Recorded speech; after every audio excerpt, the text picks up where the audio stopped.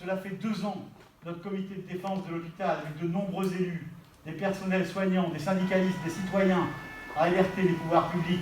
Nous avons rencontré les représentants du préfet, de l'ARS, de Madame la ministre Agnès Buzyn, et il y a 10 jours, de Monsieur le ministre Olivier Véran. Nous avons dit, nous allons au-devant d'une catastrophe sanitaire. Tous nous ont répondu en substance, vous n'aurez rien. Alors quand j'ai entendu le président de la République hier qui nous disait, on va ouvrir les lits de réanimation, comprenez ma colère hier.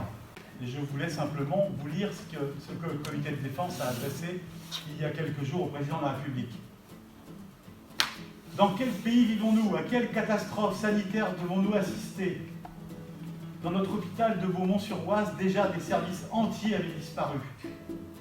Mais juste avant que n'éclate la pandémie du Covid-19, c'est le service de réanimation qui a fermé lui aussi, avec ses 14 lits, dont 4 de soins intensifs. 275 lits en 5 ans. Monsieur le Président, le secours à la population exige de rétablir immédiatement le service de réanimation, de rétablir définitivement ces 14 lits, dont 4 de soins intensifs, et de les doter tout de suite des moyens nécessaires.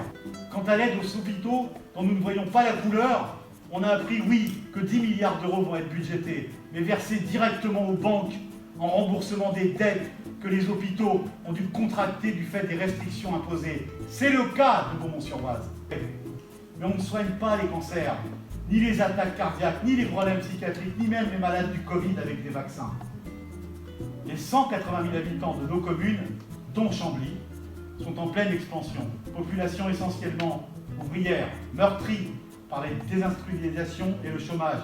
Ils ont besoin de leur hôpital et de tous ses services. Nous souhaitons défendre la réalité sur le terrain. Nous souhaitons que la vérité éclate à propos des lits de réanimation. Et pour cette raison, nous demandons qu'il y ait une salle qui soit mise à disposition de ce comité de défense.